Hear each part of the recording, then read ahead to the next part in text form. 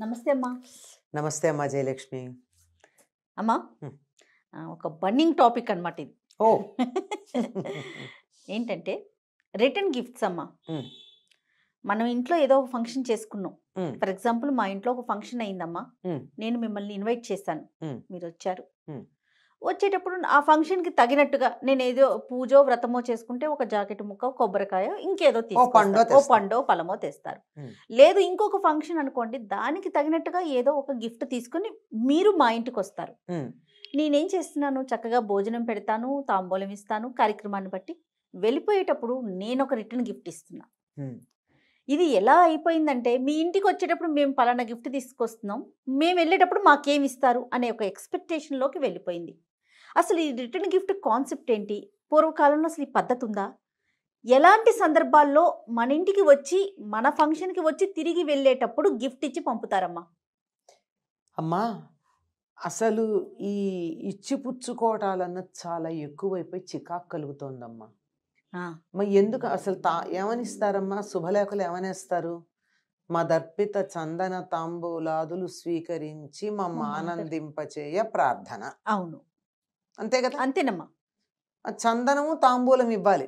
ఉమ్, ఎవరికైనా ఇంటికి వస్తే ఇవ్వాల్సింది ఏమిటంటే, ఉమ్, ముందు అంటే మనది ఉష్ణదేశం గనక కాస్త గంధం ఇచ్చి తాంబూలం ఇస్తాం. ఆ, అలాగే వెళ్ళేటప్పుడు కూడా ఏం చేస్తామమ్మా, మన ఇంటికి ఎవరైనా వస్తే బొట్టు పెట్టి తాంబూలం ఇస్తాం. ఆ, ఇంటికి వచ్చినటువంటి వాళ్ళని ఊరికే పంపకూడదు గనక తప్పనిసరిగా ఎవరింటికన్నా వెడితే మంచినీళ్ళన్నా తాగి రావాలట. ఏమీ లేకుండా తినకుండా తాగకుండా వెళ్ళకూడదు. అది అవమానం. ఉహుం, అందుకని ఏం చేస్తారు, మరీ నువ్వు మహారాష్ట్రలో అయితే బెల్లం ముక్క పెడతారు. ఏమీ లేకపోతే ఇంత బెల్లం అన్న నోట్లో వేసుకెళ్ళమంటారు. ఓకే. అది ఒక పద్ధతి. అంటే నీకు నాకు మధ్య ఈ, తినేటటువంటి అభిమానం ఉంది అని చెప్పడానికి. అదే పండగ మీరన్నట్టు ఏదన్నా ఫంక్షన్స్కి వచ్చారనుకోండి, ఫంక్షన్స్కి వస్తే ఎవరు తేవాలో తెలుసా అమ్మ?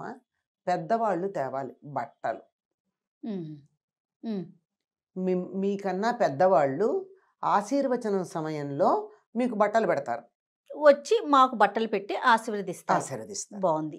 అలాగే పీటల మీద కూర్చునేటటువంటి వాళ్ళు వ్రతాలు పూజలు మొదలైనవి చేసేటప్పుడు వాళ్ళు ఏం చేస్తారంటే పెద్దలకి బట్టలు పెట్టి కూర్చుంటారు. ఆ, ఇంతే పెద్దలకి బట్టలు పెట్టాలి. పెట్టాలి. ఆహా. పెట్టి వాళ్ళకి నమస్కారం చేసి, అంటే ఏమిటి అర్థం? వాళ్ళ అనుమతి తీసుకుంటున్నారు. ఓకే. ఏ పూజ చేసినా ఏ వ్రతం చేసినా ఇంట్లో పెద్దల అనుమతి తీసుకుని చెయ్యాలి, కానీ నా సొంతంగా చేస్తాను నీ ఇష్టం ఏమిటని చేయకూడదమ్మా. మనకి ఎటువంటి కార్యమైన. ఎటువంటి కార్యమైన, అమ్మ. ఎందుకంటే వాళ్ళ ఆశీస్సులు ఆమోదం ఉంటే అది వెనుబలంగా ఉంటుంది. ఉమ్, మీకు గమనించినట్టయితే వరలక్ష్మి వ్రతం కథ చదువుతారు కదా అందరూ. అవును. అందులో సాక్షాత్తు వరలక్ష్మీదేవి వచ్చి ఆవిడికి ఎవరికి ఆ చారుమతికి, ఆ, నేను వరలక్ష్మిని, నీ కోరిక తీరుస్తాను, రాబోయేటటువంటి శ్రావణ పూర్ణిమకు ముందు వచ్చే శుక్రవారం నాడు నన్ను పూజ చెయ్యి అని చెప్పింది. బాగుందా? అవును. చెబితే ఈవిడ తెయ్యని చేసిందా? అందరు. అందరికీ చెప్పి పెద్దల అనుమతి తీసుకుని చేసింది. కథ చదవండి. ఆ, అలాగే సాక్షాత్తు రాముడు కనపడి, ఎవరు ఆయన ధ్యానం చేసేది శివుణ్ణి, శివుణ్ణి ధ్యానం చేస్తుంటే రాముడు కనపడి ఉమ్, భాగవతం అనువాదం చేయమని చెప్పి పోతనకి చెప్పాడు. ఉమ్, ధ్యానంలో, కల కూడా కాదు. చెబితే ఆయన పెద్దలకి తండ్రికి చెప్పి వాళ్ళ అనుమతి తీసుకుని వాళ్ళందరూ రాయినాయనా అంటే మొదలుపెట్టాడు. వీళ్ళ అనుమతి నాకెందుకు, నా అంతటి నేను రాసుకుంటూ వెళ్ళిపోతే సరిపోదా అనుకోలేదు. ఉమ్, దేవుడు చెప్పాడు కదా అని. ప్రత్యక్షమైనటువంటి దైవాలు తల్లిదండ్రులు ఇంట్లో పెద్దలు ఉంటే వాళ్ళ ద్వారానే భగవంతుని యొక్క అనుగ్రహం మనకు లభిస్తుంది కనుక వాళ్ళ అనుమతి తీసుకుని చేయాలి. ఉమ్, ఆ అనుమతి తీసుకోవడానికి సంకేతం ఎక్కడా? ముందరే చెప్తాం, అది వేరే మాట. దానికి ఆ క్షణాన వాళ్ళకి పెద్దవాళ్ళు ఉంటే వాళ్ళకి బట్టలు పెట్టి చేస్తాం. మిగిలినదంతా మన శక్తి సామర్థ్యాలు. ఇప్పుడు నాకు బాగా వైభవం ఉంది, ఆ వైభవాన్ని 10 మందికి పంచుకోవాలనుకుంటున్నాను నేను. ఏదో ఒక సందర్భం పెట్టుకుని ఆ సందర్భంలో నాకు బాగా ఈ సంవత్సరం పంటలు పండాయి, లేకపోతే డబ్బు వచ్చింది, వ్యాపారంలో పిచ్చి డబ్బు వచ్చింది కదా, ఉమ్, దాన్ని ఏదో చేయాలనుకుంటున్నాను కనుక బంధుమిత్రులందరినీ పిలిచి ఒక చిన్న వేడుక చేసుకుని ఆ వేడుక సందర్భంగా అందరికీ నాకున్నదాన్ని పంచుకుంటా. అంతేగాని తప్పనిసరిగా రిటర్న్ గిఫ్ట్ ఇవ్వాలి అన్న నియమం ఏం లేదమ్మా. ఉమ్. ఇవ్వవలసిందల్లా తాంబూలం, పండు తాంబూలం. బహుశా ఈ రోజుల్లో జరిగే ఫంక్షన్స్ ని మీరు చూస్తూనే ఉండుంటారు. ఆ, ప్రతి ఫంక్షన్ కి ఉమ్, ఒక ఒక అంటే ఒక పుట్టినరోజు మొదలమ్మా, ఆ, ఒక ఇల్లు ఒక కట్టుకోవటం మొదలు, కాదమ్మా, బారసాలకెడితే, ఉయ్యాల్లో వేస్తే అసలు ఈ రిటర్న్ గిఫ్ట్ కాన్సెప్ట్ చూస్తుంటేనే ఏంటి అసలు ఎటుపోతుంది? ఒకరిని చూసి ఒకరిని చూసి వాళ్ళు పలానాది ఇచ్చారు, మనం ఇంకొకటి ఇవ్వాలి. భోజనాలు పెట్టడం వరకు అంటే మన ఇంటికి ఇన్వైట్ చేసాం, వేడుక ఓకే. ఈ రిటర్న్ గిఫ్ట్ ఎందుకు వచ్చిందో అర్థం కాని పరిస్థితి అనిపిస్తుంది అర్థం నాకు. కావట్లేదు. అసలు రిటర్న్ గిఫ్ట్ అన్న పదమే ఇంగ్లీషు, తెలుగు వాళ్ళది కాదు. ఆ, మనకున్న తాంబూలమే. తాంబూలం ఏ ఫంక్షన్ కైనా మనం అంటే తాంబూలం ఇస్తాం. ఇస్తాం, మన పండుతాం. ఒకవేళ ముత్తైదులు అనుకోండి, మన దగ్గర ధనం ఉంటే ఓ జాకెట్ ముక్క ఆ, పెడతాం, లేదంటే ఒక చీర పెడతాం. ఉపయోగపడేవే కదా అవి. అవును. అంతేగాని ఇప్పుడు ఇచ్చేవి ఎందుకు ఉపయోగపడుతున్నాయి? ఏవి కూడా ఉపయోగపడేవి ఎక్కడా కనపట్టలేదు మనకి ఉమ్, కదా. అవును. ఇంటి నిండా వస్తువులు ప్లాస్టిక్ డబ్బాలు, ప్లాస్టిక్ వాటర్ బాటిల్స్, ఆ, ఇవే కదమ్మా చూస్తున్నాము. ఇంటి నిండా వస్తువులు పేరుకుపోతున్నాయి. వాడేది లేదు, పెట్టేది లేదు, ఏం చేయాలో తెలియక కొంతకాలం ఉంచి తర్వాత బయటపడి ఫ్యాన్సీ అంటున్నారే, ఆ, ఈ ఫ్యాన్సీ వస్తువులు ఎక్కువ అవుతున్నాయి. అవును. ఇది చెయ్యాల్సినటువంటి పని లేదంటే లేదు. ఉమ్, అంటే ధనం ఉంది, నేను పంచుకోవాలనుకుంటున్నాను ఇచ్చేవాళ్ళు ఉంటే ఉండాలి, కానీ అలా ఆ రకంగా తమకున్నటువంటి సంపదని 10 మందితో పంచుకోవాలని. ఉదాహరణకి మనకి ఆ, ఆంధ్ర ప్రాంతం అంతే, ఇప్పుడు తెలంగాణ ఆంధ్ర విడిపోతున్నాం గనక, విడిగా ఉన్నాం గనక సంప్రదాయాలు ఉన్న తేడా నా పేరుతో చెప్పచ్చు. ఆంధ్ర ప్రాంతంలో మనకి పంటలు వస్తాయి అవునమ్మా, సంక్రాంతికి. అవును. వచ్చినటువంటి వాళ్ళందరికీ ఏం చేస్తాం, మనం తాంబూలాలు ఇచ్చి పంపిస్తాం. ఉమ్, కానీ తెలంగాణ ప్రాంతంలో నోము అని చెప్పి 13 వస్తువులు తీసుకొచ్చి తప్పనిసరిగా 13కి తాంబూలంలో వస్తువులు పెట్టిస్తారు. ఉమ్హు, అందుకని నోము అంటే 13 లెక్క, ఉమ్హు, డజన్ అంటే 12, నోము అంటే 13. 13. దీపావళికి కానీ సంక్రాంతికి కానీ అట్లా నోముగా ఇచ్చే పద్ధతి ఉంది. అది ఆ ప్రాంతంలో వాళ్ళు ప్రత్యేకంగా ఆ ఒక్కదానికి, మళ్ళీ అన్నిటికీ కాదు, ఓహో, ఒక్కదానికి మాత్రమే. ఆ ఒక్కదానికి దేనికి, కొంతమంది దీపావళికి చేసుకుంటారు, కొంతమందికి సంక్రాంతికి చేసుకుంటారు. నోముగా 13 వస్తువులు పంచుకునేది. ఉమ్హు, అట్లా ఏదన్నా ఒక లెక్క ఉంటే తప్ప నోము అనేదన్నా మామూలుగా ఏంటమ్మో పంచుకోవడం, అప్పు చేసి మరీ పెట్టేటటువంటి వాళ్ళు కనపడుతున్నారు. అవును, ఈ వస్తువులు ఏమన్నా ఉపయోగపడతాయా? ఇంటి నిండా పేరుకుపోతూ ఉంటాయి. అవును. ఉపయోగపడేవి ఇచ్చినా అందం చందం. ఆ, మీరు ఇందాక చిన్నపిల్లలు అవునవును, అదేమంటారు, పుట్టినరోజులో అన్నారు అవును, అనుకోండి, అవునమ్మా. అది మరీ చిన్న పిల్లలకైతే ఒక లాలీపాపో బిస్కెట్ ప్యాకెట్టో చాక్లెట్ ఇస్తే వాళ్ళు తింటారు, ఆ, సంతోషపడతారు. పిల్లలు. ఏదో 4-5 ఏళ్ళు వచ్చిన వాళ్ళకైతే ఒక పెన్సిల్ ఇస్తే, వాడు నా ఫ్రెండ్ బర్త్డేకి వెడితే పెన్సిల్ ఇచ్చారు అని చెప్పి వాడు చెప్పుకుంటాడు. అవును. అంతేగాని చిన్నపిల్లలకు కూడా మీరు అన్నట్టు బాటిల్స్, డబ్బాలు ఆ, ఇస్తే ఏం చేసుకుంటాడండి వాడు? ఇంటికి తీసుకొచ్చి అమ్మకి ఇవ్వటం. అంతే కదా. అంతేగమ్మా. అంతకన్నా ఇంకేం లేదు. అసలు ఇళ్లల్లో ఈ మధ్యకాలంలో ప్రతి వాళ్ళ ఇంట్లోనూ ఇచ్చామంటే ఇచ్చాం ఆ, అనే లెక్క. అవును. ఇచ్చామనే లెక్కకి తీసుకొస్తే ఇంతంత పళ్ళాలు, ఇంతంత కటోరీలు, ఇంతంత ఏమిటో గ్లాసు, ఎందుకుంటాయి ఇవన్నీను? ఉమ్, అంటే వాళ్ళు ఇవ్వాలనుకుని ఇస్తున్నారు, ఇవ్వాలి అనే ఒక లెక్క పెట్టుకుని, అదే అది మనకు వస్తుంది. ఉపయోగపడుతుందో లేదో తెలియదు. లెక్క కన్నా కూడా నమ్మ పలానా వాళ్ళు ఇది ఇచ్చారు, సో మనం ఇది మనం ఇంకొకటి ఇవ్వాలి అనే ఆ. ఒక ఆ లెక్కతో వెళ్ళిపోతున్నారేమో అనిపిస్తోంది.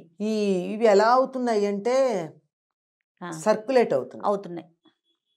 ఒకే రకంవి ఉంటే మళ్ళీ దాన్ని కొంచెం అటు ఇటుగా ఉన్న వాటన్నిటినీ కలిపి, ఉమ్, మా ఇంట్లో నేను ఇంకో ఫంక్షన్కి వాటన్నిటిని ఇచ్చుకోవడం. ఉమ్, ఆ, ఇది కొంతకాలం ఒక పిచ్చి, ఏమంటారు, హార్ట్ కేసులో. ఆ, ఇప్పుడు హార్ట్ కేసులో లేదు ఎవరికీను, ఆ పిచ్చి తగ్గిపోయింది. హార్ట్ కేసు పిచ్చి తగ్గిపోయింది. హార్ట్ కేసులు ఈ కరోనా వచ్చిన తర్వాత ఎవరూను హార్ట్ కేసులో పెట్టుకోవట్లే, ఇంట్లో ఉండి వేడివేడిగా తినడమో ఉమ్, అలవాటైపోయింది. కొంతకాలం అది పిచ్చి, ఒక్కొక్క కాలంలో ఒక్కొక్క పిచ్చి. ఉమ్. అమ్మా, అసలు సాధారణంగా రిటర్న్ ఇచ్చే సంస్కృతి ఏ కార్యక్రమానికి ఉంటుందమ్మా? సాధారణంగా అసలు దీనికి ప్రత్యేకం ఏం లేదమ్మా. వాళ్ళకుంటే తాంబూలంలో ఏదన్నా తమకు ఉంటే ఇవ్వడమే తప్ప ఇచ్చి తీరాలన్న నియమం ఏం లేదు. పూర్వకాలం రాజులు ఉన్నారమ్మా, ఆ, రాజుల ఇళ్లలో ఏదన్నా ఫంక్షన్ కనుక అయిందనుకో ప్రజలందరికీ బహుమానాలు ఇచ్చేవాళ్ళు, అవును, వాళ్ళకు అవును. ఉంది కనుక ఆయన ప్రభువు కదా. కదా. అలాగో జమీందారు ఉన్నాడు, ఊళ్ళో ఒక బాగా ధనవంతుడు ఉన్నాడు, లేదా ఒక ఆస్తిపరుడు ఉన్నాడు. అట్లాంటి వాళ్ళు తమ దగ్గర ఉంది గనక పంచుకోవడానికి ఇస్తారు తప్ప, సామాన్యులు తప్పనిసరిగా ఇవ్వాలన్న నియమం లేదమ్మా. పండు, తాంబూలం అంటే తాంబూలం వేసుకుంటారు, పండు తింటారు, అప్పటికప్పుడు చక్కగా ఉపయోగపడతాయి తప్ప, వాటిని మళ్ళీ దాచిపెట్టడమో సర్క్యులేషన్‌కో వెళ్ళదు. తాంబూలం సర్క్యులేషన్‌కి వెళ్ళదు. అవును. పండు సర్క్యులేషన్‌కి వెళ్ళదు. అవును. కదా! అది. అవునమ్మా. అట్లాంటివే ఉంటాయి గానీ, బట్టలనుకోండి సాధారణంగా ఇప్పట్లాగా పిచ్చి పిచ్చిగా బట్టల కోసం పెద్ద ఇల్లు కట్టుకునేటటువంటి కల్చర్ పూర్వం లేదు. అవునవును. లే అప్పుడు సందర్భానుసారం మాత్రమే కొనుక్కునేవారేమో బహుశా. అంతేనమ్మా? అంతేనమ్మా. సందర్భానుసారంగా పైగా పండగ అంటే బట్ట కొనాలమ్మా. అంతే. అది సంక్రాంతికి, ఉగాదికి, పుట్టినరోజుకి 3 జతలు ఉంటాయి ప్రతిసారి తప్పనిసరిగా అందరికీ. హ్మ్. ఎట్లా అంటే అది కూడా సామాన్యులకి. ఇంకా తక్కువగా ఉన్నవాళ్ళు ఉన్నవారికి అది కూడానే. అంచేత చక్కగా హాయిగా ఉండేది ఇల్లు కూడాను. ఇప్పుడు ఇళ్ళన్నీ ఎలా ఉంటున్నాయంటే బట్టలు తోరణాలు వేలాడుతూ ఉన్నాయి. అవును. అవును. ఇవన్నీ లేవు. ఇప్పుడు అసలు ఒకళ్ళు ఇచ్చేది ఒకటి మనమే కొనుక్కుంటున్నాం.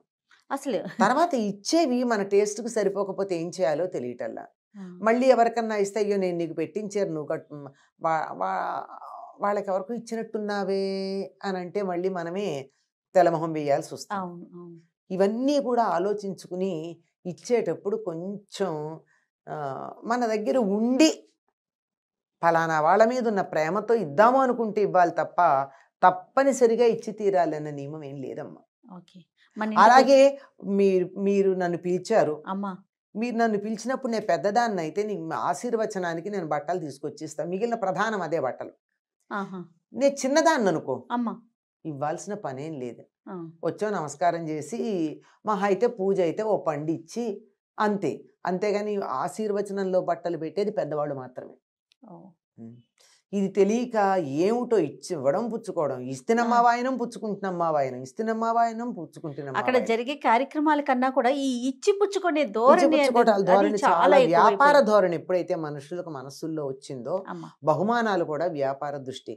ఇంకా కొంతమందైతే ఒకళ్ళు పెళ్ళిళ్ళల్లో వాటిల్లో పుస్తకం పెట్టు కూర్చొని రాస్తారు. ఫలానా వాళ్ళు ఫలాంది ఇచ్చారని. ఇది మరీ ఇదివరకు భయంకరమైనటువంటిది. రోజులు అదే కదమ్మా ఆ! ఉండేది. ఆ! ఇదివరకు రోజుల్లో ఉండేది కదా! ఆ!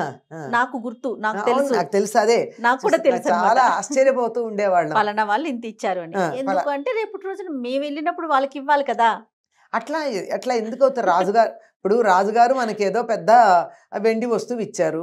నా జన్మలో నేను వెండి వస్తువు కొనుక్కోలేననుకో, నేను ఇంకోళ్ళు పిలిస్తే మరి నేను వెండి వస్తువు ఎక్కడిస్తాను? అది. మన స్థాయి, వాళ్ళ స్థాయి, తర్వాత ఈ రెండింటికి మధ్య సమన్వయము, వాళ్ళ అభిరుచులు, రుచులు కూడా. హ్మ్. హ్మ్. వీటిని కూడా మనం పరిగణలోకి తీసుకోవాలి. అవును. చాలా ఎన్నుండాలో. బహుమానాలు ఇవ్వడం అనేది అంత ఈజీ విషయం కాదమ్మా. అలా మార్కెట్‌కెళ్ళి ఇవ్వలేం. హ్మ్. ఒక్కొక్కళ్ళకి ఇవ్వాలి అంటే 100 ఆలోచించి ఇవ్వాలి. నీకు నీ చీర పెట్టాలనుకో, నీకు నచ్చే రంగు పెట్టాలి. హ్మ్. నువ్వు కట్టుకునేటట్టు పెట్టాలి. తీరా చేసి నీ దగ్గర 100 ఉంటే కూడా అబ్బా! ఈ చీర నేను కట్టుకోకుండా ఉండలేను అనిపించేట్టు పెట్టాలి నేను. హ్మ్. ఏదైనా ఏ చిన్న వస్తువైనా దానికి ఖరీదు కట్టడం వల్ల సమస్యొచ్చిందమ్మా. దానికి విలువ కట్టాలి తప్ప ఖరీదు కట్టకూడదు. రైట్. అది ఆలోచించాలి. తప్పకుండా అమ్మా. నమస్తే. నమస్తే. నమస్తే.